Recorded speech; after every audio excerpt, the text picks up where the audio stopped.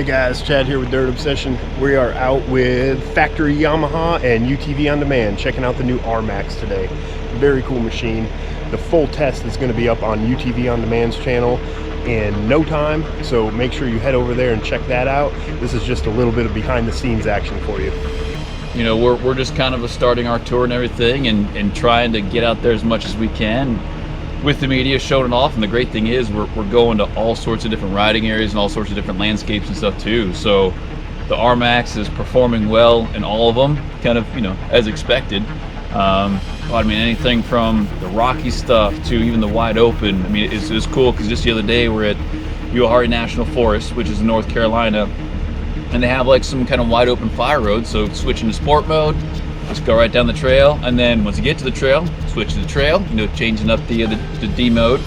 And then when we get to the rockier stuff, which there's some legit rock crawling out there, just put it right in crawl. I mean, it's just that perfect linear throttle response that you have whenever you're going out, and you just almost the ideal situation while we're out there. And looking forward to getting out here in the woods of Kentucky and showing off the same thing to you guys. Heck yeah, we're ready, that's for sure. Yeah, no doubt about it.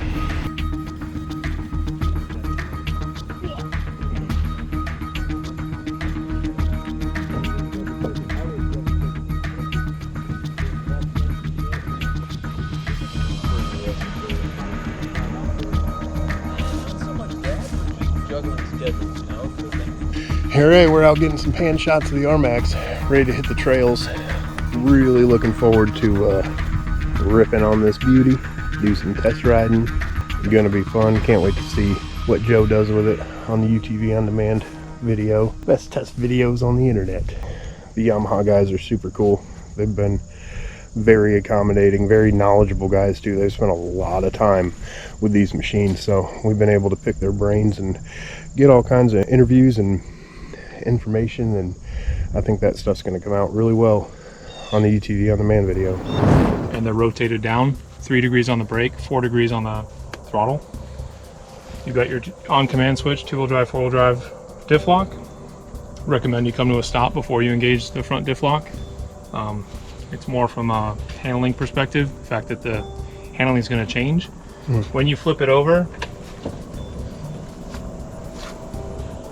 you can hear the servo trying to push them together, but the light's blinking.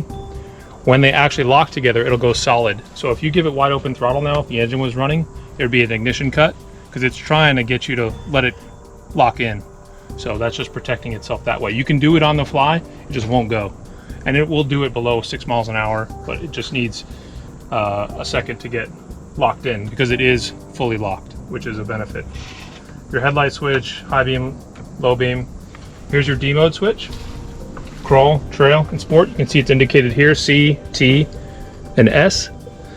Now you can do this anytime you want, on the fly, any speed, and it will work.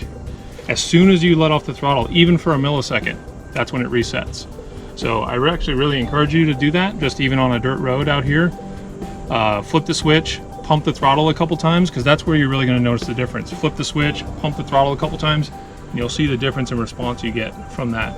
And like I said, earlier, I end up using crawl mode sometimes if I'm just casually trail riding, even if I don't need to crawl or I'm not in a crawling mode. I like the way it responds if I'm just casually driving, especially if you want to talk to your passenger. There's the soft touch points. You can see the knockout for the audio system that comes standard on the LE. Everything's there. You just pop that out, pop the door speaker in and plug it in. Same place where the audio system goes in the cubby there for the LE. You've got 11 rocker switch holes, which also match the floor drains. So you can, if for whatever reason you lose one, you can pop it out. Oh, that's neat. They're the same as the floor drain. Interesting. You can see the integrated winch switch there. All of the switches are backlit on the XTR model and the LE. Got a parking brake, high, low, neutral, reverse. You can see the open gate design. The whole point with that is we want to be able to see and feel what gear you're in. Some of the other vehicles, when you go straight forward, straight back, it's actually really difficult to feel the difference when you're going into the different gears.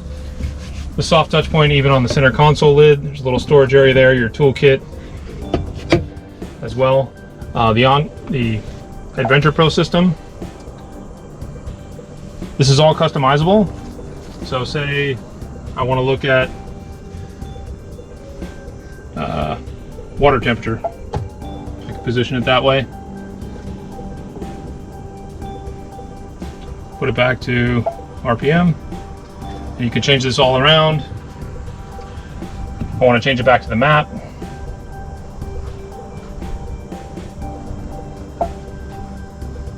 And then the access door here, it pops right out. You put it in your truck, bring it in the house, do what you'd like to do. It's even got a camera for selfies and things on the trail. And then of course the tilt steering. We already talked about the rubber overmolding on the steering wheel. It's a new softer durometer rubber. Has a really good feel. Really lets you relax your hands. And always remember the shape of the steering wheel encourages a thumbs up driving style. You don't wrap your thumbs around the spokes. And I think the steering wheel does a great job of that. And those are the key things.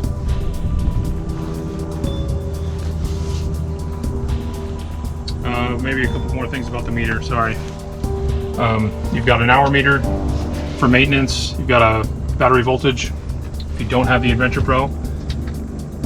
Water temperature, clock, and then dual trip meters, dual resettable trip meters, and of course an odometer.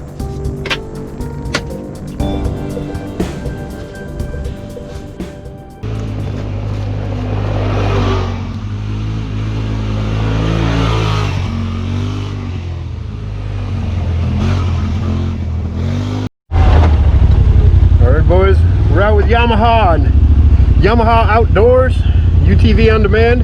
This is Justin from Razor Sharp Custom. He's our pro driver today, doing an awesome job driving. But we are putting the RMAX through some serious paces. So far, performing really well.